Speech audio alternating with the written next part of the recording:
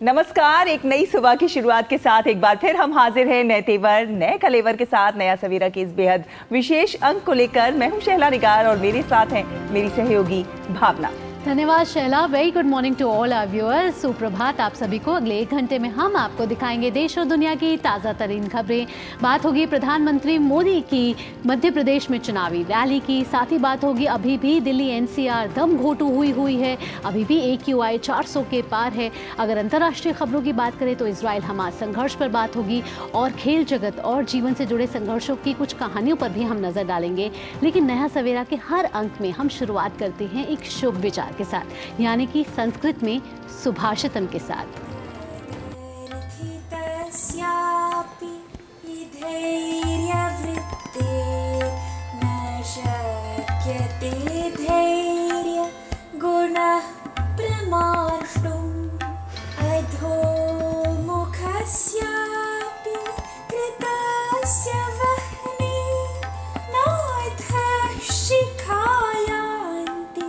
कदाचिदेव नाथ शिखायान्ति कदाचिदेव।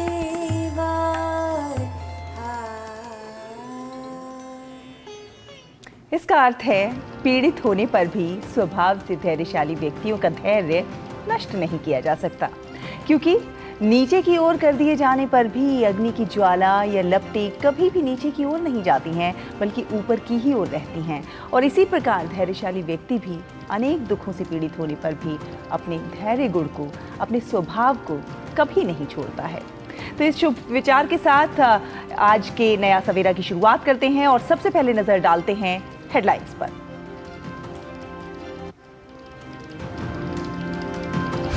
मध्य प्रदेश के दमोह, गुना और मुरैना में आज प्रधानमंत्री नरेंद्र मोदी एक के बाद एक 3 चुनावी रैलियां करेंगे। प्रियंका गांधी उज्जैन, देवास और इंदौर में करेंगी कांग्रेस का प्रचार, तो वहीं छत्तीसगढ़ में राहुल गांधी संभालेंगे मोर्चा।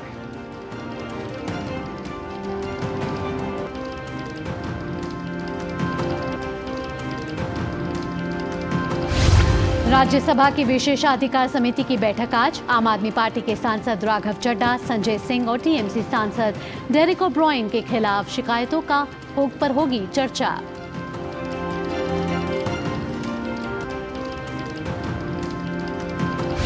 छोटे और सीमांत किसानों के उत्थान में सहकारी समितियों की भूमिका और जैविक उपज के महत्व पर आज दिल्ली में राष्ट्रीय संगोष्ठी।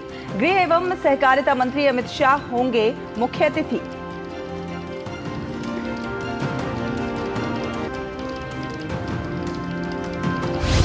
अब भी जहरीले धुंध के साए में लिपटा है दिल्ली एनसीआर। पर्यावरण, वन और जलवायु परिवर्तन राज्य मंत्री अश्विनी कुमार चौबे ने ताजा हालात पर की समीक्षा बैठक।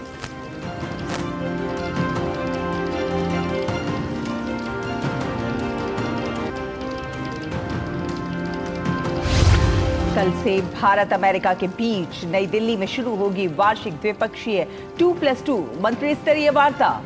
अमेरिकी विदेश मंत्री एंटनी ब्लिंकन और रक्षा मंत्री लॉयड ऑस्टिन होंगे बैठक में शामिल।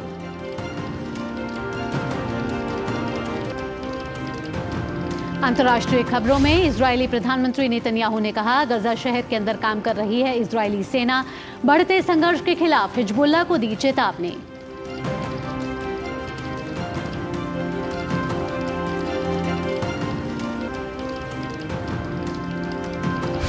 और क्रिकेट वर्ल्ड कप में आज इंग्लैंड नीदरलैंड्स की भिड़ंत। कल खेले गए मैच में अफगानिस्तान को हराकर सेमीफाइनल में पहुंचा ऑस्ट्रेलिया। ग्लेन मैक्सवेल का तूफानी दोहरा शतक।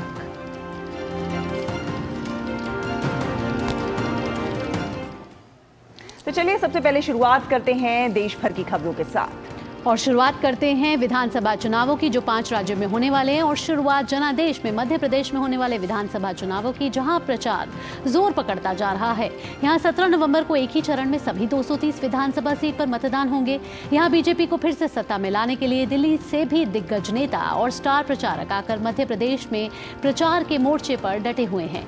लेकिन जब प्रधानमंत्री नरेंद्र मोदी खुद प्रचार अभियान की कमान संभालते हैं तो बीजेपी का जोश कई गुना ऊपर हो जाता है। तो आज का दिन भी मध्य प्रदेश में बीजेपी के लिहाज से बेहद अहम है। आज प्रधानमंत्री मोदी की एक के बाद एक 3 जनसभाएं होने जा रही हैं। पहले दमोह में सुबह 11:30 बजे प्रधानमंत्री जनसभा को संबोधित करेंगे। इसके बाद प्रधानमंत्री की दूसरी चुनावी रैली गुना में दोपहर करीब 1:45 बजे होगी। मुरैना में शाम 4 बजे प्रधानमंत्री नरेंद्र मोदी की आखिरी चुनावी रैली होगी। और मध्य प्रदेश विधानसभा चुनाव में पूरी ताकत से लड़ रही बीजेपी रोज प्रचार अभियान में तेजी ला रही है। कल बीजेपी के राष्ट्रीय अध्यक्ष जेपी नड्डा ने इंदौर की महू और राव विधानसभा में रोड शो किया, जहां पर उन्होंने रोड शो के दौरान रथ सभा करते हुए कांग्रेस पर जमकर निशाना साधा। नड्डा मंडलेश्वर के रास्ते महू विधानसभा पहुंचे थे, जहां महू से लेकर राव तक जेपी नड्डा का जोरदार स्वागत हुआ। इस दौरान रास्ते भर कार्यकर्ता जेपी नड्डा पर फूलों की बारिश करते नजर आए। नड्डा ने कहा कि बीजेपी को अपना विश्वास और मत देने का मतलब है विकास के साथ अपने आप को जोड़ना, और कांग्रेस को मत देने का मतलब है भ्रष्टाचार, अनाचार और अत्याचार को आगे बढ़ाना। कांग्रेस पार्टी ने भी मध्य प्रदेश में प्रचार के लिए अपने दिग्गजों को उतारा है। यहां मुख्यमंत्री पद के दावेदार कमलनाथ, दिग्विजय सिंह और अजय सिंह समेत अरुण यादव एक दिन में कई चुनावी रैली कर रहे हैं। तो वहीं कांग्रेस अध्यक्ष मल्लिकार्जुन खड़गे, पार्टी महासचिव प्रियंका गांधी ने भी मोर्चा संभाल रखा है। आज प्रियंका गांधी की 3 चुनावी रैली हैं।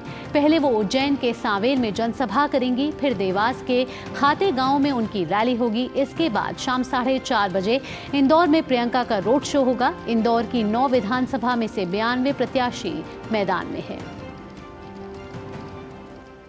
और मध्य प्रदेश के अलावा राजस्थान, तेलंगाना और छत्तीसगढ़ में भी चुनाव प्रचार अभियान में तेजी दिन ब दिन बढ़ती जा रही है। आज छत्तीसगढ़ के दौरे पर कांग्रेस प्रचार करने के लिए राहुल गांधी मौजूद होंगे। यहां पर उनकी 2 जनसभाएं होनी हैं।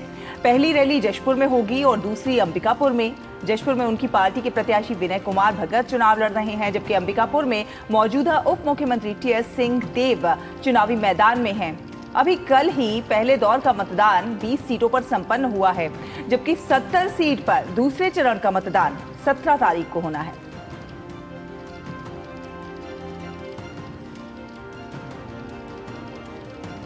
चलिए अब बढ़ते हैं अन्य खबरों की ओर और बात करते हैं राज्यसभा की विशेषाधिकार समिति की आज बैठक होने वाली है, जिसमें आम आदमी पार्टी के राज्यसभा सांसद राघव चड्ढा, संजय सिंह और टीएमसी सांसद डेरेक ओब्रायन के खिलाफ विशेषाधिकार हनन की लंबित शिकायतों पर चर्चा की जाएगी।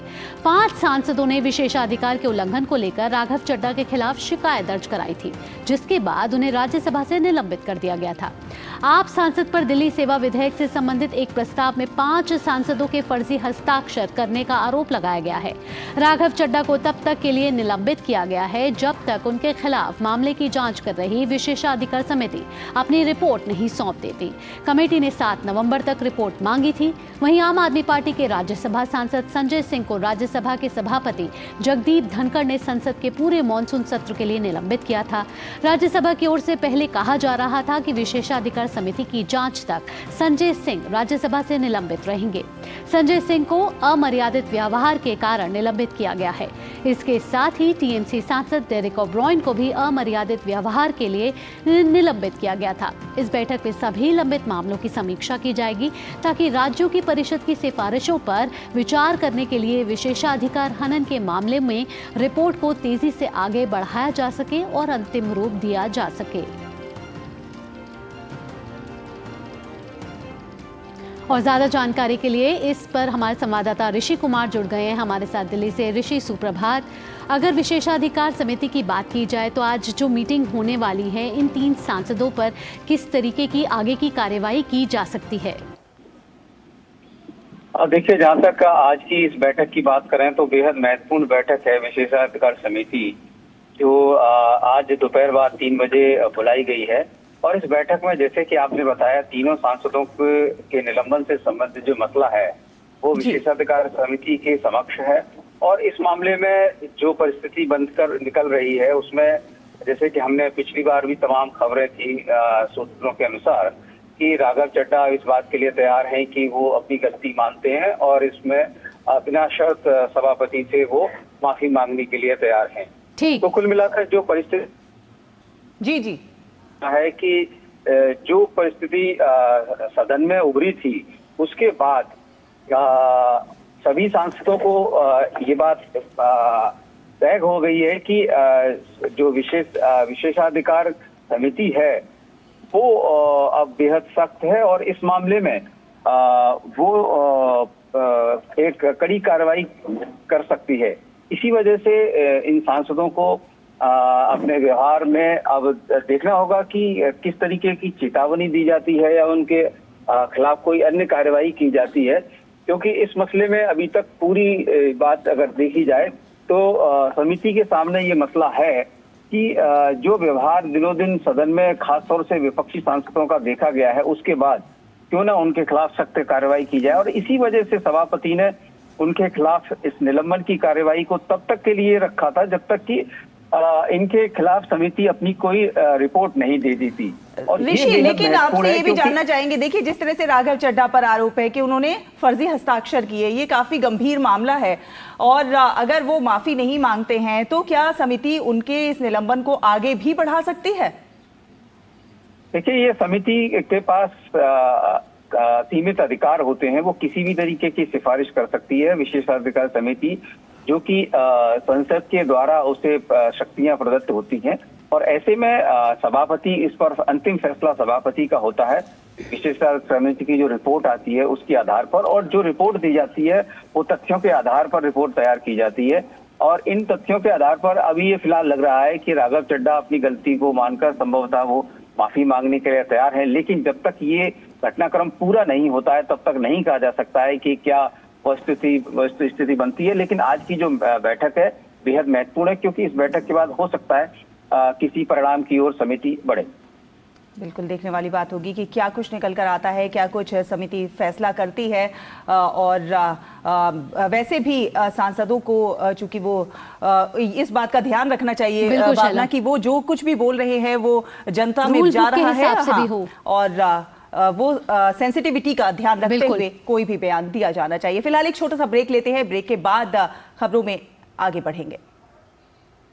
तुम्हें पता है इन्वेस्टर्स के लिए एक इन्वेस्टर प्रोटेक्शन फंड होता है IPF, लेकिन अगर तुम्हारा ट्रेड एक्सचेंज पर एग्जीक्यूट नहीं हुआ या फिर कोई गारंटीड रिटर्न्स वाली स्कीम है तो ये IPF आपकी मदद नहीं कर सकता है। और अगर आपका ब्रोकर ही डिफॉल्टर बन जाए तो फिर IPF आपको कॉम्पेंसेशन दिला सकता है। कहाँ से सीखा? NSE की साइट पर। सोचकर समझकर इन्वेस्ट कर। हो बिजनेस बढ़ाना, गुड़िया को पढ़ाना या मिसेस के साथ वेकेशन, लो मुथूट फाइनेंस गोल्ड लोन, भरोसा इंडिया का। मुथूट फाइनेंस भारत का नंबर 1 सबसे भरोसेमंद financial services brand. Gold loan के लिए अभी कॉल करें 1-800-313-1212। अलग हैं हम, ये रफ्तार नई है, ये रफ्तार सही है, ये जज्बा नया है, खुद ब खुद बयां है। आयशर प्राइमर G3, जज्बा नया, जीत नई। ब्रेक के बाद स्वागत है आपका। आप देख रहे हैं नया सवेरा और खबरों में आगे बढ़ते हैं। आपको बता दें कि महिलाओं पर विधानसभा में दिए गए अपने अजीबोगरीब बयान पर बिहार के मुख्यमंत्री नीतीश कुमार चौतरफा घिरते हुए नजर आ रहे हैं। अब राष्ट्रीय महिला आयोग ने भी नीतीश कुमार के बयान की कड़ी निंदा की है। आयोग ने विधानसभा में नीतीश कुमार द्वारा महिलाओं की शिक्षा और इस देश की जनसंख्या से जोड़ने के संबंध में जो बयान दिया है उस पर कड़ी आपत्ति दर्ज की है। राष्ट्रीय महिला आयोग ने नीतीश कुमार के बयान को असंवेदनशील बताया और मुख्यमंत्री को माफी मांगने के लिए भी कहा। वहीं दिल्ली महिला आयोग की अध्यक्ष स्वाति मालीवाल ने भी बिहार के मुख्यमंत्री नीतीश कुमार द्वारा इस्तेमाल की गई अपमानजनक भाषा की कड़ी निंदा करते हुए माफी की मांग की है।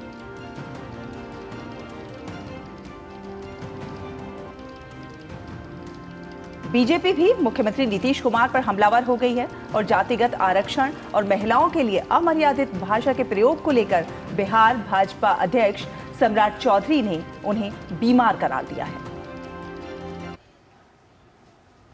बिहार में सत्ता के लिए नए नए प्रयोग कर रहे मुख्यमंत्री नीतीश कुमार अब मर्यादाओं की सभी सीमाओं को तोड़ते नजर आ रहे हैं। खुद को पीएम के पद के लिए उम्मीदवार समझ रहे नीतीश बाबू के बोल कुछ यूं उच्छृंखलित हुए कि वह भूल बैठे कि सार्वजनिक रूप से क्या बोलना चाहिए। वह संपूर्ण नारी शक्ति का अपमान कर बैठे। विपक्ष अब उन पर हमलावर है। महिलाओं के लिए अमर्यादित भाषा के प्रयोग को लेकर बिहार भाजपा अध्यक्ष सम्राट चौधरी ने उन्हें बीमार करार दिया। बहुत ही शर्मनाक और दर्दनाक, और मुझे लग रहा है कि आज तक के इतिहास में कभी भी किसी भी मुख्यमंत्री ने इस पर या किसी भी सदस्य ने माननीय विधानसभा या संसद में इस तरह की भद्दी गंदी टिप्पणी नहीं किया होगा। ये पूरी तरह सार्थक है। आप देख रहे हैं नीतीश जी की जो स्थिति है, ये बीमार हैं और भारत का संविधान ये कहता है कि जो व्यक्ति बीमार हो उसको गद्दी पर बने रहने का कोई अधिकार। विधानसभा सत्र के दौरान मुख्यमंत्री नीतीश कुमार ने आज जाति आधारित गणना में हुई त्रुटियों के आरोपों का खंडन किया। मुख्यमंत्री ने आंकड़े देते हुए कहा कि राज्य में पिछड़ा और अति पिछड़ा वर्ग की आबादी 65% है, इसलिए उनका आरक्षण भी बढ़ाकर 65% करने का प्रस्ताव है। तो भाजपा ने सर्वे रिपोर्ट पर ही एक बार फिर सवाल उठाया। देखिए, ये आंकड़ों का मैनिपुलेशन है, यथार्थ से कोसों दूर है और इस पर बहुत ज़्यादा कुछ बोलने लायक है ही नहीं कुछ, तो इस पर आदमी क्या बोल नहीं सकता। लेकिन इससे हमारे गरीब जनता का उद्धार नहीं होगा और ये कंप्लीट पूरी तरह से आंकड़ों का मैनिपुलेशन है। वार्ड वार और पंचायत वाइज जातीय आंकड़ा प्रकाशित करना चाहिए। आज मुख्यमंत्री चुप्पी साधे हुए थे, हमारे लोग इस बात को उठाएंगे कि आप वार्ड वाइज और पंचायत वाइज जातीय आंकड़ा प्रकाशित कीजिए, ताकि इस बात का क्रॉस वेरिफिकेशन भी हो जाए कि वास्तव में उस पंचायत में क्या स्थिति है। बहरहाल बिहार में जाति आधारित सर्वे रिपोर्ट और महिलाओं के खिलाफ नीतीश कुमार के आपत्तिजनक बयान बड़े मुद्दे बन गए हैं, जिसका दूरगामी असर बिहार की राजनीति पर पड़ना तय है। चलिए बढ़ते हैं आगे। गृह एवं सहकारिता मंत्री अमित शाह आज नई दिल्ली में जैविक उत्पाद को बढ़ावा देने पर राष्ट्रीय संगोष्ठी को संबोधित करेंगे। इस दौरान छोटे और सीमांत किसानों के उत्थान में सहकारी समितियों की भूमिका के साथ साथ जैविक उपज के महत्व पर चर्चा की जाएगी। संगोष्ठी का आयोजन नेशनल कोऑपरेटिव ऑर्गेनिक्स लिमिटेड करेगा। अमित शाह संस्थान के लोगो, वेबसाइट और ब्रोशर का शुभारंभ करेंगे। प्रधानमंत्री नरेंद्र मोदी के सहकार से समृद्धि के दृष्टिकोण के अनुरूप भारत को जैविक उत्पादों में वैश्विक उत्पादक बनाने के लिए नेशनल कोऑपरेटिव ऑर्गेनिक्स लिमिटेड को एक राष्ट्रीय स्तर पर बहुराज्यीय सहकारी समिति के रूप में स्थापित किया गया है। देश में सहकारी आंदोलन को मजबूत करने के लिए सहकारिता मंत्रालय ने पिछले 27 महीने में 54 पहल की हैं।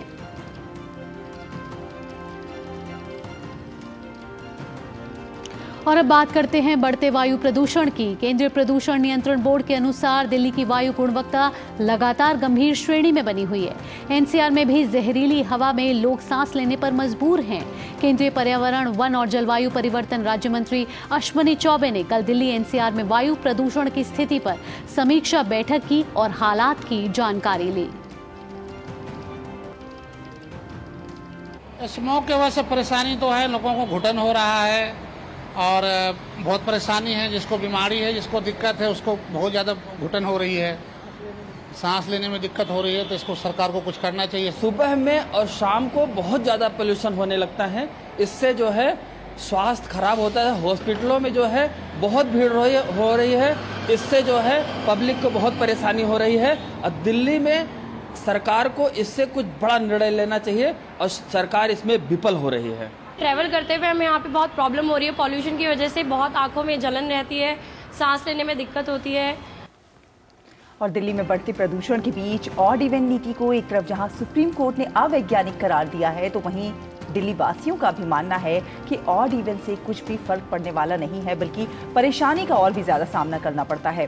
साथ ही साथ दिल्ली सरकार ठोस कदम उठाने के बजाय सिर्फ दिखावा कर रही है।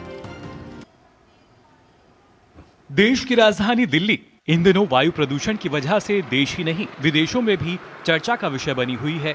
सबसे अधिक प्रदूषित शहरों में शुमार दिल्ली लोगों का दम घोट रही है। समस्या से निजात पाने के लिए चौतरफा घिरी दिल्ली सरकार ने आगामी 13 तारीख से ऑड इवन नीति अपनाने की घोषणा कर दी, जिसके बाद इस पूरे मामले में सुप्रीम कोर्ट ने तल्ख तेवर अपनाते हुए न सिर्फ दिल्ली और पंजाब सरकार को लताड़ लगाई, बल्कि कहा कि जल्द ही समस्या का समाधान किया जाए। साथ ही सुप्रीम कोर्ट ने दिल्ली सरकार की ऑड इवन नीति को अवैज्ञानिक करार दिया। दरअसल 2016 में भी ऑड इवन फॉर्मूला अपनाया गया था, जो कि पूरी तरह फेल रहा। IIT कानपुर की एक स्टडी में पता चला है कि 2016 में दिल्ली में ऑड इवन लागू होने के पहले PM 2.5 का लेवल 163.51 माइक्रोग्राम प्रति क्यूबिक मीटर था।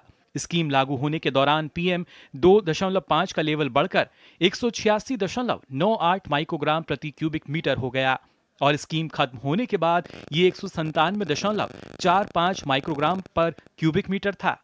साथ ही इस दौरान हवा में ब्लैक कार्बन की मिलावट पहले 14.01 माइक्रोग्राम प्रति क्यूबिक मीटर थी। स्कीम के दौरान हवा में ब्लैक कार्बन की मात्रा बढ़कर 19.87 माइक्रोग्राम प्रति क्यूबिक मीटर हो गई। स्कीम खत्म होने के बाद इसकी मात्रा 17.79 माइक्रोग्राम प्रति क्यूबिक मीटर थी। यानी ऑड इवन लागू होने के बाद भी प्रदूषण के स्तर में कमी नहीं आई थी, उल्टे उसमें बढ़ोतरी दर्ज की गई थी। वहीं दिल्ली की जनता का भी कहना है कि ऑड इवन महज दिखावा है, इससे समाधान नहीं बल्कि समस्या ही होगी। वो लोग तो अभी भी पराली जला रहे हैं सारे। पंजाब में तो बहुत ज़्यादा है, चंडीगढ़ में उसका बहुत असर है, तो वो सारा दिल्ली को ही आएगा ना। जब आप हर साल हर 3 महीने में पोल्यूशन चेक करवा रहे हो तो ऑड इवन से क्या फ़र्क पड़ेगा? कुछ नहीं फ़र्क पड़ेगा। अब ऑड इवन करने से क्या होगा? वो पब्लिक सफ़र करेगी तो सोल्यूशन तो कुछ नहीं निकलेगा उसका। आप ऑड इवन करके देख लो, उसके बाद भी वो करके आप पोल्यूशन चेक कर लो, उतने का उतना ही रहेगा। वहीं कुछ लोगों का मानना ये भी है कि त्योहारी समय पर लोगों को ऑड इवन की वजह से परेशानियों का ज्यादा सामना करना पड़ेगा। कहीं ट्रेवल करना है हमें, ये नहीं हम अपनी फैमिली को मेट्रो में लेके नहीं जा सकता, तो हमारे लिए तो बहुत दिक्कत है ना। मेरी अगर सिस्टर रह रही है फरीदाबाद, मेरे को जाना है वहाँ, तो हमारे लिए तो प्रॉब्लम है।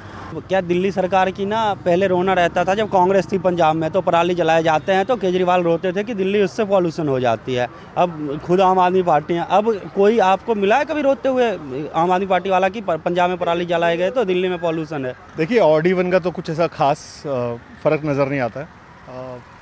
जिन चीज़ों से फ़र्क पड़ता है सरकार को उसकी तरफ ध्यान देना चाहिए, जैसे कि पब्लिक ट्रांसपोर्ट, उसमें ऐसा हम कुछ खास परिवर्तन नहीं देखते हैं। कुछ भी ऐसा नहीं हुआ है जिसकी वजह से लोग पब्लिक ट्रांसपोर्ट पर आए हैं। वैज्ञानिक आधार हो या दिल्ली की जनता की परेशानी, ऑड इवन फॉर्मूले की हकीकत अब जग जाहिर है। ऐसे में दिल्ली की आप सरकार को दिखावे की जगह कुछ ठोस कदम उठाने की जरूरत है, जिससे त्योहारों के मौके पर लोगों को गैस चैम्बर से राहत मिल सके। ऑड इवन का फायदा कतई नहीं होगा, बल्कि उससे और परेशानियां जो हैं वो बढ़ सकती हैं। वायु प्रदूषण की परेशानी पहले से ही झेल रहे हैं, उसके साथ साथ ऑड इवन की जो परेशानी है वो दिल्ली वालों को कहीं ना कहीं झेलनी पड़ सकती है। इसी वजह से जो दिल्ली की जनता है वो नाराज़ भी है और परेशान भी है। नई दिल्ली से कैमरा पर्सन अनिकेत दुबे के साथ मुकुल शर्मा, DD न्यूज़। और प्रदूषण पर ही ज़्यादा बात करेंगे, हमारे संवाददाता सिद्धार्थ भारद्वाज हमारे साथ जुड़ेंगे। लेकिन भावना, सुबह जब हम आ रहे थे तब भी देखा हमने कि किस तरह से धुंध की जहरीली चादर में लिपटा हुआ है, विजिबिलिटी भी कहीं ना कहीं कम नजर आ रही थी। अभी भी सांस लेने में परेशानी हो रही है शैला, और जिस तरीके से हम देख रहे हैं दिल्ली अभी भी दम घोटू बनी हुई है। बिल्कुल, और सिद्धार्थ हमारे साथ जुड़ गए हैं, हमारे संवाददाता। भावना। सिद्धार्थ, सुप्रभात। जिस तरीके से दिल्ली अभी भी, जैसे कि हमने देखा अपनी रिपोर्ट में, कि दम घोटू हुई है और वायु प्रदूषण का जो स्तर है AQI अभी भी 400 के पार है। सुप्रीम कोर्ट ने भी देखा हमने कि फटकार लगाई है ऑड इवन नियम जिस तरीके से दिल्ली सरकार लाने की घोषणा कर रही है। तो क्या देख रहे हैं, क्योंकि हर किसी को अब इंतज़ार है कि कब हमें निजात मिलेगी इस जो ये गंभीर श्रेणी में बना हुआ है AQI। बिल्कुल भावना, सुप्रभात। और मास्क दोबारा से मुंह पर आ चुके हैं, लेकिन कारण इस बार अलग है। कारण है दिल्ली का बढ़ता हुआ वायु प्रदूषण, जिसने जो एक बीमारी का मुख्य कारण इस वक्त बना हुआ है लोगों के लिए। सीनियर सिटीजन जो हैं, बच्चे जो हैं, इस चीज का बहुत ही ज्यादा नुकसान उठा रहे हैं। वायु प्रदूषण उनको बहुत परेशान कर रहा है। हॉस्पिटल के बाहर हमने देखा अभी जब हम यहाँ आ रहे थे कि हॉस्पिटल के बाहर भी लंबी कतारें लगी हुई है। तो वायु प्रदूषण, बढ़ते वायु प्रदूषण से सभी को ही बहुत ज्यादा दिक्कत हो रही है। और बढ़ते वायु प्रदूषण से आम नागरिक, जितने भी दिल्ली में रहने वाले सारे लोग हैं, सबको बहुत ही ज्यादा दिक्कतें उठानी पड़ रही है। मैं अपने कैमरामैन से रिक्वेस्ट करना चाहूंगा कि वो एक बार आपको दिखाएं मेरे पीछे किस तरीके से वायु प्रदूषण है। और हम बिल्डिंग्स भी नहीं देख पा रहे हैं। यहाँ पर देखिए, मैं सेंट्रल दिल्ली में अभी खड़ा हुआ हूँ और आप बिल्डिंग्स देखिए, बिल्डिंग्स भी नहीं दिख पा रही हैं पूरी की पूरी। इस तरीके से वायु प्रदूषण यहाँ है। और ये किसी एक चीज की वजह से भावना नहीं, बहुत सारी चीजों का जो है मिश्रण इस चीज को बढ़ावा दे रहा है। जो वाहनों से निकलने वाला धुआं है वो है, जो परालियां जल रही हैं वो है, लोकल पोल्यूशन जो है, ये सभी कारण बने हैं इस पोल्यूशन के, जिसका भारी नुकसान यहाँ पर हर एक आदमी को उठाना पड़ रहा है। भावना जी बिल्कुल सिद्धार्थ, जिस तरह से हम देख रहे हैं कि जहरीले धुंध के साए में लिपटी हुई है दिल्ली, और सवाल सभी का यही है कि कब आखिर इससे निजात मिलेगी। बहुत सारे तरीके अपनाए जा रहे हैं प्रदूषण से निपटने के लिए, सुप्रीम कोर्ट भी इस पर सख्त है। बात ये भी हो रही है कि जो धान की बुवाई है उसका समय बदला जाए और उसके समय को आगे बढ़ाया जाए। क्या ये कारगर हो सकेगा? और दूसरी बात, क्या इससे फसल के नुकसान पर किस तरह से नुकसान होगा? क्या फसल उस तरह से फल फूल पाएगी जैसे कि अपने समय पर होती है? तो कई बड़े सवाल हैं, कितना कारगर हो सकेंगे ये तरीके और किस प्रकार इससे निपटा जा सकता है? बिल्कुल, देखिए अभी ये कहना बहुत मुश्किल है कि निजात कब तक मिलेगी, राहत कब तक मिलेगी इस चीज से, क्योंकि जो AQI है वो लगातार बढ़ता ही जा रहा है। और अगर मैं आपको मेजर जगहों की बात करूं दिल्ली के अंदर, तो वहां AQI 400 के पार है, जबकि नॉर्मल AQI 50 से नीचे होना चाहिए, लेकिन यहाँ 400 और कहीं कहीं 600, 700, 800 भी रिकॉर्ड किया गया है। तो इससे कि पता चलता है कि कितना ज्यादा वायु प्रदूषण है। निजात कब तक मिलेगी, राहत कब तक मिलेगी इस पूरी सिचुएशन से कहना अभी बहुत मुश्किल है। हालांकि सरकार बहुत से तरीके अपना रही है, ऑड इवन की स्कीम भी है, साथ ही साथ में और भी बहुत सारे तरीके ऐसे हैं कि ट्रक्स की एंट्री बैन हो रही है। जो डीजल वाले ट्रक्स है, सिर्फ CNG, LNG और इलेक्ट्रिक ट्रक्स, या फिर जो एसेंशियल्स कैरी कर रहे हैं ट्रक्स, उनकी एंट्री है। साथ में ये भी एडवाइस दी गई है बच्चों को, 10वीं और 12वीं के बच्चों को छोड़कर बाकी सभी को ये एडवाइस दी गई है कि वो ऑनलाइन क्लासेस करें टेम्परेरीली, अभी जब तक ये सिचुएशन ठीक नहीं हो जाती। तो इस तरीके के कुछ जो है तरीके अपनाए गए हैं ताकि थोड़ा सा जो है राहत मिले। ठीक बात, बहुत बहुत शुक्रिया इतनी अहम जानकारी हम तक साझा करने के लिए। तो दीपावली समीप है और हर किसी के मन में यही संशय है कि कब हमें इस वायु प्रदूषण से निजात मिलेगी। आप भी अपना ध्यान रखें, मास्क लगा के रखें और जितना हो सके खिड़की दरवाज़ों को बंद रखें, क्योंकि अभी भी AQI गंभीर श्रेणी के ऊपर बना हुआ है। फिलहाल वक्त हो चला है बुलेटिन में एक छोटे से ब्रेक का। ब्रेक के बाद भी नया सवेरा पर खबरों का सिलसिला जारी रहेगा। अलग हैं हम, ये रफ्तार नई है, ये रफ्तार सही है, ये जज्बा नया है, खुद ब खुद बयां है। आयशर प्राइमर G3, जज्बा नया, जीत नई। तुम्हें पता है इन्वेस्टर्स के लिए कि इन्वेस्टर प्रोटेक्शन फंड होता है IPF, लेकिन अगर तुम्हारा ट्रेड एक्सचेंज पर एग्जीक्यूट नहीं हुआ या फिर कोई गारंटीड रिटर्न्स वाली स्कीम है, तो ये IPF आपकी मदद नहीं कर सकता है। और अगर आपका ब्रोकर ही डिफॉल्टर बन जाए तो फिर IPF आपको कॉम्पेंसेशन दिला सकता है। कहां से सीखा? NSE की साइट पर। सोच कर समझ कर इन्वेस्ट कर। ब्रेक के बाद स्वागत है आपका। आप देख रहे हैं नया सवेरा और खबरों में आगे बढ़ते हैं। आपको बता दें कि बीजेपी के वरिष्ठतम नेता लालकृष्ण आडवाणी का आज जन्मदिन है। आडवाणी जी आज 96वें साल के हो गए हैं। उनके जन्मदिन पर पीएम मोदी ने सोशल मीडिया साइट X पर शुभकामनाएं दी हैं। कहा है कि वो ईमानदारी और समर्पण के प्रतीक हैं। उन्होंने महान योगदान दिया है जिससे हमारा देश मजबूत हुआ है। उनके दूरदर्शी नेतृत्व ने राष्ट्रीय प्रगति और एकता को आगे बढ़ाया है। पीएम ने उनके अच्छे स्वास्थ्य और लंबी उम्र की कामना की है और कहा है कि राष्ट्र निर्माण की दिशा में उनके प्रयास 140 करोड़ भारतीयों को प्रेरित करते रहते हैं। बीजेपी नेता और गृह मंत्री अमित शाह ने लालकृष्ण आडवाणी को जन्मदिन की शुभकामनाएं दी हैं। उन्होंने X पर कहा है कि आडवाणी जी ने अपने अथक परिश्रम और संगठन कौशल से पार्टी को सींचने और कार्यकर्ताओं को गढ़ने का काम किया। भाजपा की स्थापना से लेकर सत्ता तक आने में आडवाणी जी का अतुलनीय योगदान हर कार्यकर्ता के लिए प्रेरणा का अक्षुण्ण स्रोत है। ईश्वर से उनकी दीर्घायु और उत्तम स्वास्थ्य की कामना करता हूँ। कल से भारत की मेजबानी में अमेरिका के साथ द्विपक्षीय 2+2 मंत्री स्तरीय वार्ता शुरू होगी। इस दौरान अमेरिकी विदेश मंत्री ब्लिंकन और रक्षा मंत्री ऑस्टिन अपने भारतीय समकक्षों एस जयशंकर और राजनाथ सिंह के साथ साथ अन्य वरिष्ठ अधिकारियों से मुलाकात करेंगे। चर्चा में द्विपक्षीय संबंधों को मजबूत करने, वैश्विक चिंताओं को दूर करने और हिंद प्रशांत क्षेत्र में सहयोग को बढ़ावा देने सहित कई मुद्दों पर चर्चा होने की उम्मीद है। ये वार्ता अमेरिका और भारत के बीच शीर्ष स्तरीय चर्चा के लिए एक मंच प्रदान करेगी, जिसमें महत्वपूर्ण द्विपक्षीय और वैश्विक मामलों को संबोधित किया जाएगा, जिसमें हिंद प्रशांत क्षेत्र में होने वाले घटनाक्रमों पर विशेष जोर दिया जाएगा।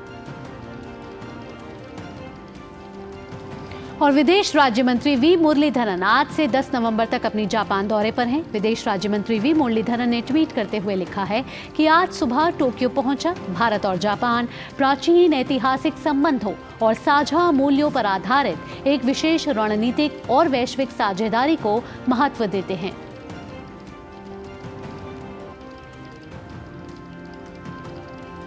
और भावना, जो दर्शक हमारे साथ अभी जुड़े हैं उनको एक बार फिर से अभी तक की हेडलाइंस दिखा देते हैं।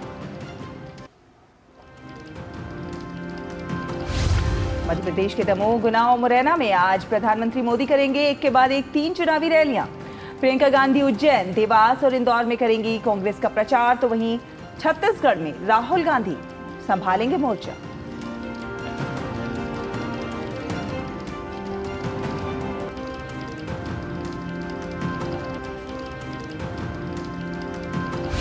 राज्यसभा की विशेषाधिकार समिति की बैठक आज। आम आदमी पार्टी के सांसद राघव चड्ढा, संजय सिंह और टीएमसी सांसद डेरेक ओब्रायन के खिलाफ शिकायतों पर होगी चर्चा।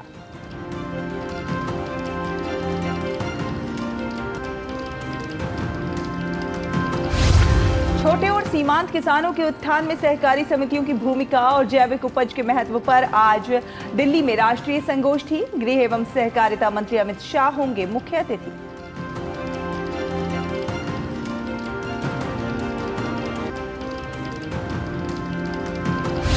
अब भी जहरीले धुंध के साए में लिपटा है दिल्ली एनसीआर। पर्यावरण, वन और जलवायु परिवर्तन राज्य मंत्री अश्विनी कुमार चौबे ने ताजा हालात पर की समीक्षा बैठक।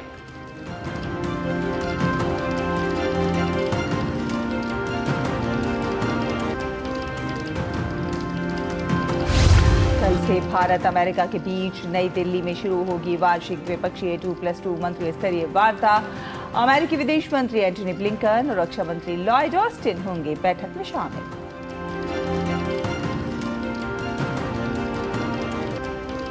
अंतर्राष्ट्रीय खबरों में इजरायली प्रधानमंत्री बेंजामिन नेतन्याहू ने कहा कि गजा शहर के अंदर काम कर रही है इजरायली सेना। बढ़ते संघर्ष के खिलाफ हिजबुल्लाह को दी चेतावनी।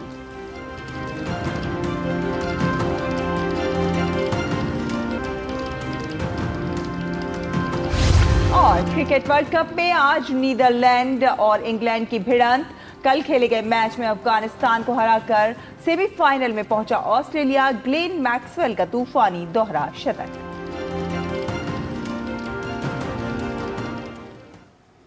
और आइए अब वक्त हो चला है हमारे खास सेगमेंट का, जानने का कि समाचार पत्रों में आज क्या सुर्खियां छपी हैं, यानी कि अखबारों की सुर्खियों का।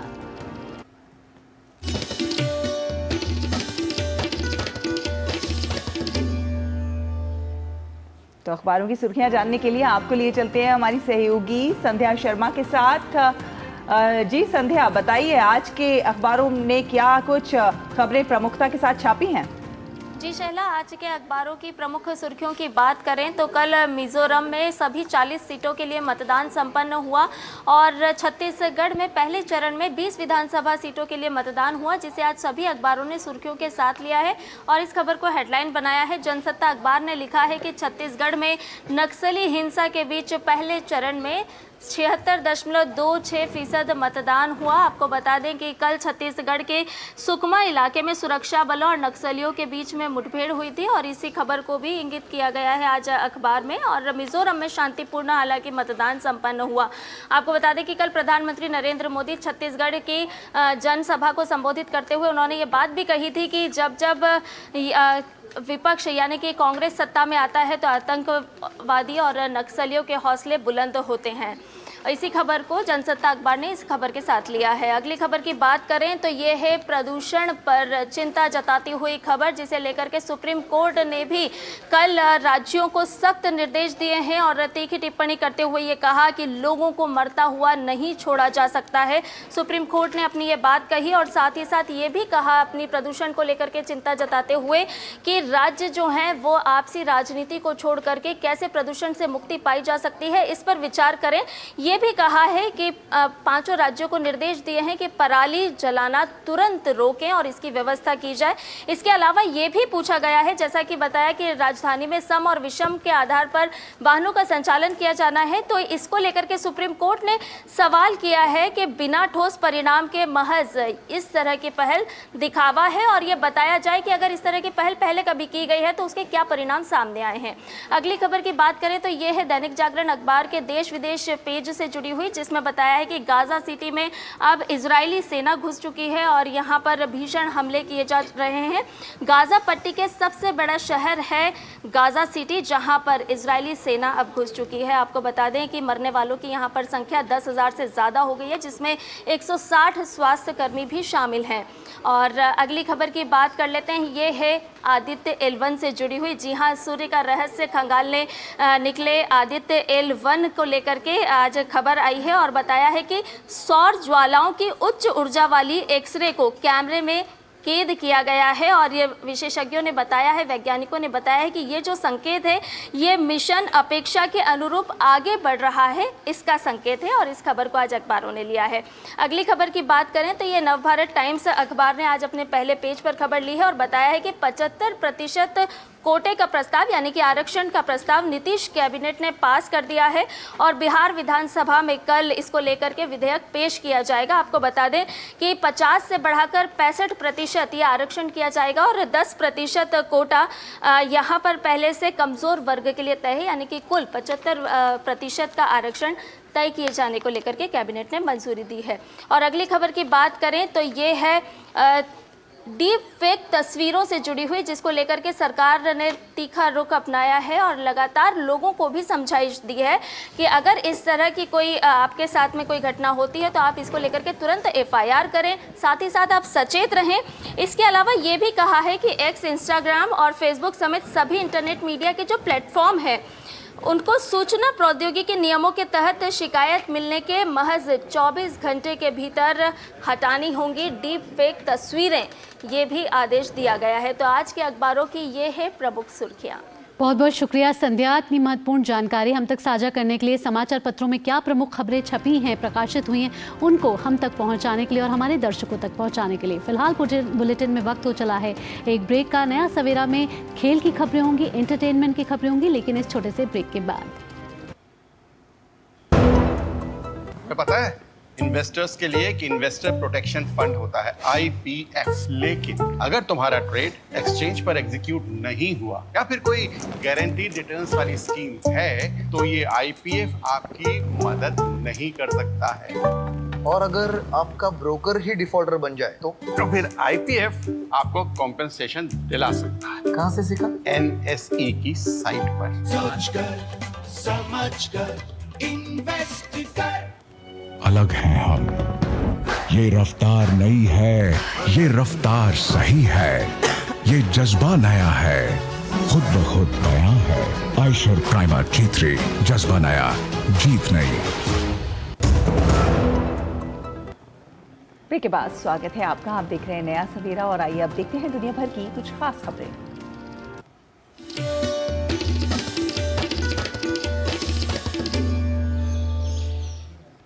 तो इजराइल और हमास के बीच संघर्ष लगातार जारी है और इसी बीच इजरायली सेना ने कल एक वीडियो जारी किया जिसमें वो गाजा के एक मनोरंजन पार्क को नष्ट करते हुए दिखाई दे रहे हैं और उन्होंने कहा कि पार्क में एक सुरंग मिली है जो कि हमास सुरंग की ओर जाती है। एक अन्य वीडियो में गाजा में एक विश्वविद्यालय के पास स्थित सुरंग के प्रवेश द्वार पर बमबारी की। इजराइल ने इससे पहले कहा था कि वो गाजा शहर को घेर लिया है और हमास के लड़ाकों को खत्म करने के लिए जल्द ही उस पर हमला करेगा। इजराइल और हमास के बीच संघर्ष पर इजरायली प्रधानमंत्री बेंजामिन नेतन्याहू ने युद्ध विराम को लेकर अपनी प्रतिक्रिया देते हुए कहा कि जब तक बंधकों को रिहा नहीं किया जाएगा तब तक कोई युद्ध विराम नहीं होगा। उन्होंने साथ ही कहा कि तब तक गाजा को भी कोई ईंधन नहीं दिया जाएगा। नेतन्याहू ने हिजबुल्लाह को भी चेतावनी दी है। उन्होंने कहा कि अगर वह लेबनान में अपने बेस से संघर्ष में नया मोर्चा खोलेगा तो वह अपने जीवन की सबसे बड़ी गलती करेगा।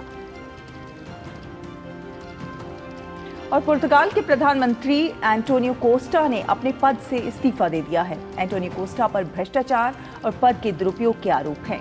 इन आरोपों की जांच के सिलसिले में पुर्तगाल की पुलिस ने मंगलवार को उनके सरकारी आवास पर छापा मारा था, जिसके बाद उन्होंने इस्तीफा दे दिया। विपक्ष उनके इस्तीफे की मांग कर रहा था। पुर्तगाल पुलिस ने भ्रष्टाचार के मामले में उनके शीर्ष सहयोगियों को हिरासत में लिया है। एंटोनियो कोस्टा पर भ्रष्टाचार के संगीन आरोप हैं, जिसकी जांच पुर्तगाल पुलिस और जांच एजेंसियां करना चाहती हैं। तो चलिए दुनिया भर की खबरों के बाद अब बात करते हैं कारोबार और व्यापार जगत की।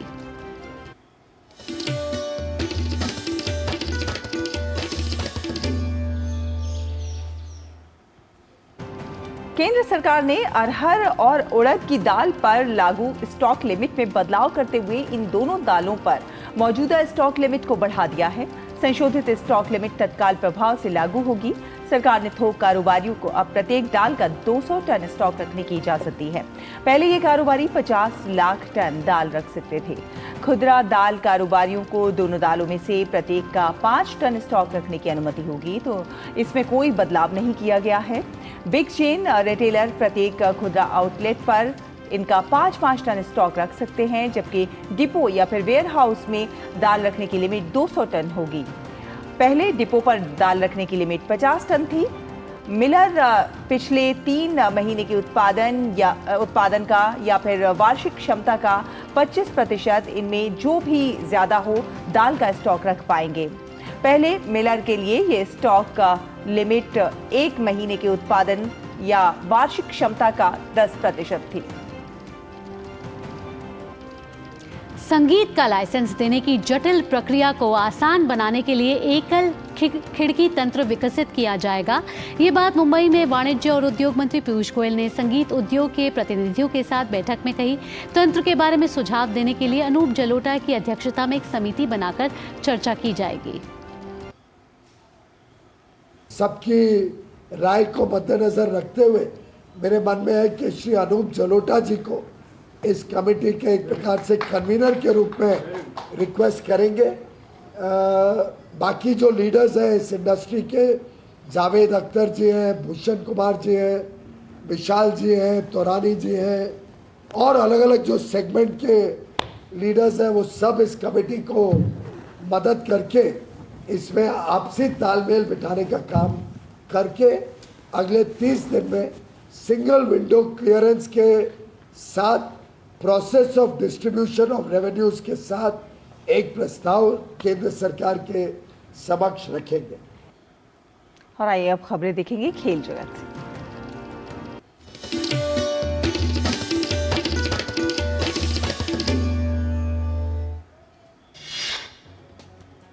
विश्व कप में आज इंग्लैंड का सामना नीदरलैंड्स के साथ होगा। दोनों टीमें पहले ही सेमीफाइनल की रेस से बाहर हो चुकी हैं। अंक तालिका में नीदरलैंड्स में 7वें और इंग्लैंड 8वें स्थान पर है। आईसीसी विश्व कप के रोमांचक मुकाबले में ऑस्ट्रेलिया ने ग्लेन मैक्सवेल के नाबाद दोहरे शतक की मदद से अफगानिस्तान को 3 विकेट से हराया। जीत के साथ ऑस्ट्रेलिया ने सेमीफाइनल में स्थान बना लिया है। 292 रन के जवाब में 91 रन पर 7 विकेट गंवा चुकी ऑस्ट्रेलियाई पारी को मैक्सवेल और कमिंस ने संभाला।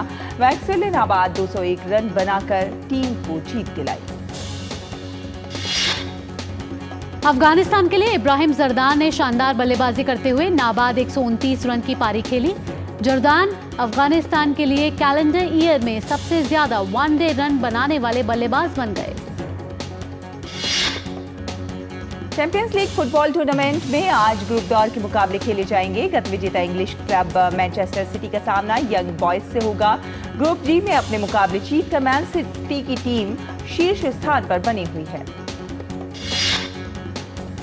ग्रुप दौर के एक अन्य मुकाबले में बार्सिलोना का सामना शख्तर डोनेट्स्क से होगा। चैंपियन लीग में मौजूदा सत्र में बार्सिलोना ने ग्रुप एच में 3 मैच खेले हैं और तीनों में जीत हासिल करके शीर्ष पर बनी हुई है। एक अन्य मैच में French club Paris Saint Germain का सामना इटालियन क्लब एसी मिलान से होगा। पीएसजी की कोशिश इस मुकाबले को जीतकर ग्रुप एफ में अपने शीर्ष स्थान को बरकरार रखने की होगी।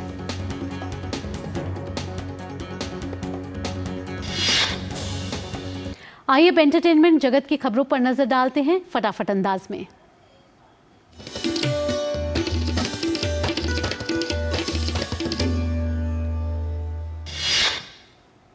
1971 के भारत पाकिस्तान युद्ध में बहादुरी की नई गाथा लिखने वाले तत्कालीन सेना प्रमुख फील्ड मार्शल सैम मानेकशॉ की बायोपिक सैम बहादुर का ट्रेलर रिलीज हो गया है। दिल्ली छावनी स्थित मानेकशॉ सभागार में जारी किया गया। सेना प्रमुख जनरल मनोज पांडे ने फिल्म का ट्रेलर लॉन्च किया। फिल्म 1 दिसंबर को सिनेमाघरों में रिलीज होगी। फिल्म में फील्ड मार्शल सैम मानेकशॉ के देशभक्ति के जज्बे को दिखाया गया है। गदर 2 के बाद अनिल शर्मा ने अपनी नई फिल्म का ऐलान कर दिया है। इस फिल्म का नाम जर्नी है। इस फिल्म में नाना पाटेकर होंगे। विनोद चोपड़ा के निर्देशन में बनी film 12th fail box office पर लगातार अच्छी कमाई कर रही है। धीमी शुरुआत के बाद फिल्म ने रफ्तार पकड़ते हुए 22 करोड़ से अधिक की कमाई कर ली है। रणबीर कपूर और रश्मिका मंदाना की फिल्म एनिमल का दर्शक बेसब्री से इंतजार कर रहे हैं। एनिमल रणबीर और रश्मिका की अंतर्राष्ट्रीय स्तर पर विशेषकर यूएसए में अब तक की सबसे बड़ी रिलीज होगी। 27 अक्टूबर को थिएटर्स में रिलीज हुई कंगना रनौत की फिल्म तेजस बॉक्स ऑफिस पर फ्लॉप हो गई है। तेजस शुरुआती दिन से ही कलेक्शन के लिए बॉक्स ऑफिस पर स्ट्रगल कर रही है।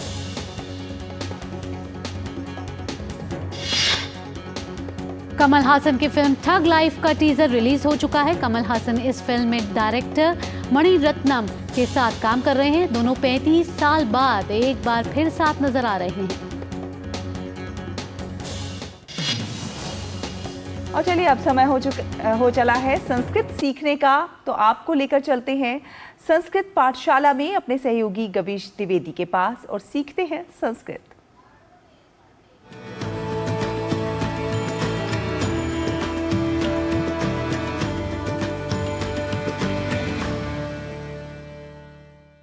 नमस्कार। संस्कृत की पाठशाला में फिर से आप सभी का स्वागत है। हमने पिछले सत्र में बात की थी संस्कृत वर्णमाला की और उससे जुड़े वर्गों की। आज हम बात करते हैं इन्हीं वर्गों के उच्चारण स्थान की। हमने यह भी जाना था कि वस्तुतः संस्कृत का उच्चारण ही इस भाषा को संस्कृत अर्थात परिष्कृत बनाता है। ये उच्चारण स्थान हैं कंठ, तालु, मूर्धा, दंत, ओष्ठ, नासिका, कंठतालु, कंठोष्ठ और दंतोष्ठ। विस्तार से इनके बारे में जानते हैं। आइए, जो हमारा उच्चारण स्थान है कंठ अर्थात एपिग्लॉटिस, जो हमारे गला जो है वहाँ पर आप अगर हाथ रखकर कुछ बोलेंगे तो जो वर्ण बेसिकली कंठ हैं, कंठ से बोले जाते हैं, उस समय यहाँ पर वाइब्रेशन हमको फील होती है। उदाहरण के लिए आप बोलिए अ, या आप बोलिए आ, आप बोलिए क, ख, ग, घ, या आप बोलिए ह, और या विसर्ग। विसर्ग जो आपने 2 बिंदी किसी शब्द के पीछे रखी देखी होगी, जैसे रामः। बात आई विसर्ग की, तो इससे जुड़ी एक बहुत रोचक बात आपको बताता हूं। हम सभी योग भी करते हैं, प्राणायाम भी करते हैं। आप सभी ने सुना होगा कपाल भाति प्राणायाम, जिसमें हम अपनी प्राणवायु को एक्सहेल करते हैं जोर से। तो संस्कृत बोलते समय ये प्राणायाम बहुत ही स्वतः हो जाता है। उदाहरण ये विसर्ग का ही है। आप बोलते हैं रामः, श्यामः, कृष्णः, गवीशः, तो ये उच्चारण अपने आप में एक हमसे कपालभाति प्राणायाम कराते ही हैं। इसलिए संस्कृत सीखने का एक लाभ ये भी है कि आप जाने अनजाने में योग कर जाते हैं। आइए हम चर्चा करते हैं वापस अपने इन्हीं उच्चारण स्थानों की। अग्रिम उच्चारण स्थान है तालु, जिसको हम कहते हैं पैलेट। जो हमारे दांतों के ऊपर का हिस्सा, अंदर की तरफ जो कर्व है, वहाँ पर टच करके हमारी जिह्वा, वहाँ पर स्पर्श होता है जिह्वा का, और इन वर्णों का उच्चारण होता है। कौन से हैं वर्ण ये वर्ण है ई, च, छ, ज, झ और य, श, श्याम या शाम। मूर्धा, अग्रिम उच्चारण स्थान है मूर्धा, जिसे हम कहते हैं रेट्रोफ्लेक्स, जहाँ हमारी जीभ जो है ऐसे ट्विस्ट होती है, टंग जो है वो ऐसी रोटेट हो जाती है। यहां से हम बोलते हैं र, ट, ठ, ड, ढ, र, श। अग्रिम उच्चारण स्थान है दंत, जहां से लृ और त, थ, द, ध, ल और स इन वर्णों का उच्चारण किया जाता है। ऐसे ही ओष्ठ जो है हमारा, वहां पर उ, प, फ, ब, भ ये वर्णों का उच्चारण हम करते हैं। अग्रिम हमारा उच्चारण स्थान है नासिका, नेजल, जो हमने वर्ग पढ़े अपने कु, चु, टू, तु, पु, कवर्ग, चवर्ग, टवर्ग, तवर्ग और पवर्ग।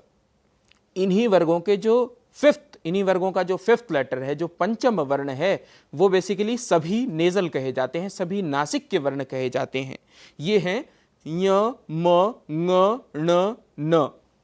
अगला है कंठ तालु, जहां पर कंठ और तालु अर्थात एपिग्लॉटिस और पैलेट, जहां पर एक साथ मिलकर जो ध्वनि बनाते हैं, जो वर्ण बनाते हैं, वो हैं ए और ऐ। ऐसे ही कंठ और ओष्ठ, उदाहरण है ओ और औ। ऐसे ही दंतोष्ठ, जहां पर दांत और ओंठ बहुत जरूरी हो, वो उच्चारण, वो वर्ण है व।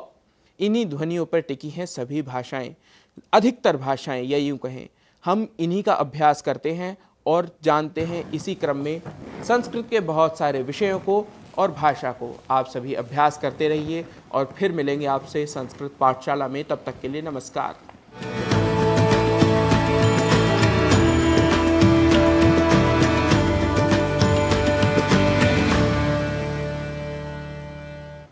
तो ये तो थी संस्कृत की पाठशाला। आइए अब नजर डालते हैं मिजाजे मौसम पर और जानते हैं विभिन्न शहरों का तापमान।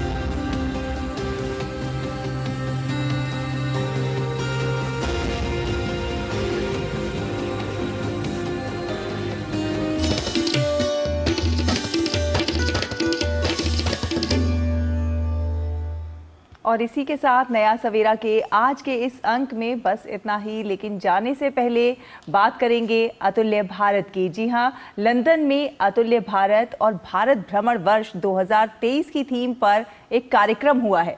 बिल्कुल शैला, और हमने देखा है कि भारत की संस्कृति, भारत की धरोहर, हमने देखा है कि कितना बड़ा इतिहास रहा है और विश्व पटल पर आज इसकी पहचान बढ़ी है। अगर हम G20 की बात करें या फिर विभिन्न कार्यक्रम ऐसे हुए हैं जिस पे हमने भारत की संस्कृति को एक बेहतरीन प्रदर्शन किया है उसका। बिल्कुल, भारत की संस्कृति, भारत की परंपरा, भारत की विरासत, इस सभी के बानगी देखने को मिल रही है। दुनिया भारत की तरफ देख रही है और ऐसी ही कुछ झलकियों के साथ आपको छोड़े जाते हैं। आप इन झलकियों का आनंद उठाइए और हमें और हमारी पूरी टीम को दीजिए अनुमति। नमस्कार।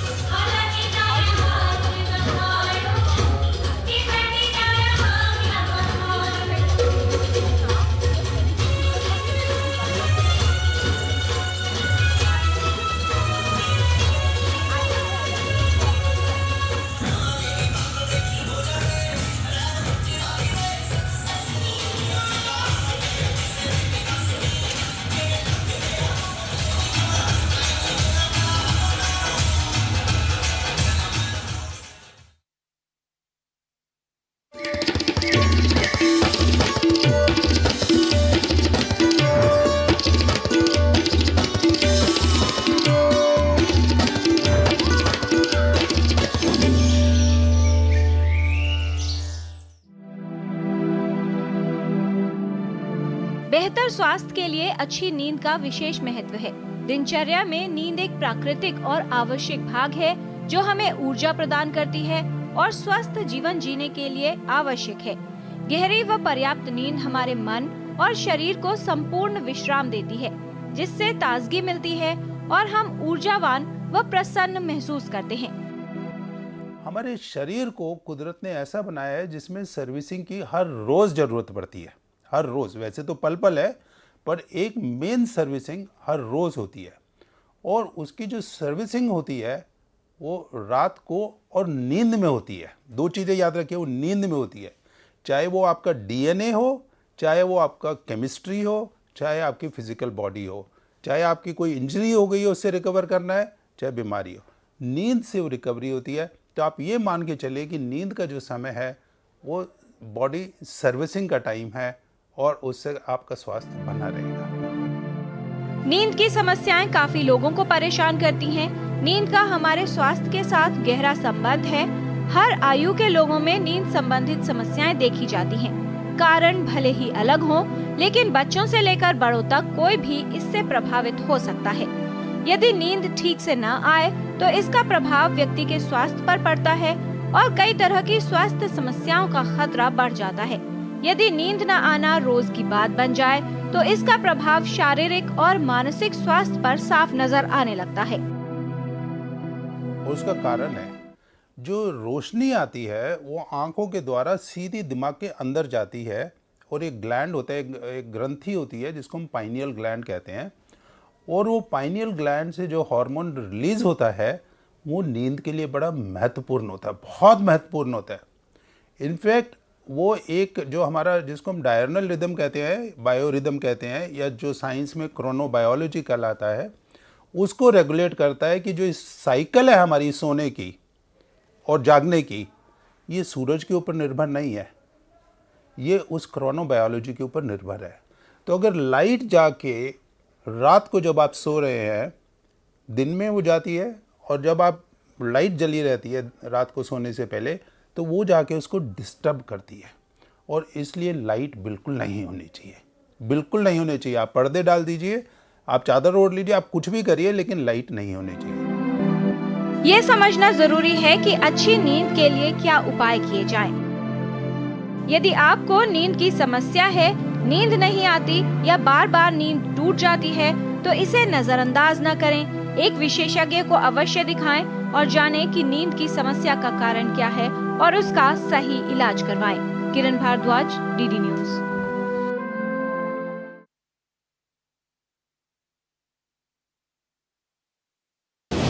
5 चुनावी राज्यों की चुनावी मिसाल। छत्तीसगढ़, मध्य प्रदेश, राजस्थान, तेलंगाना, मिजोरम का सियासी घमासान। किस राज्य में किसकी बनेगी सरकार? क्या है राजनीतिक दलों के दावे और क्या है उनकी हकीकत? हर राज्य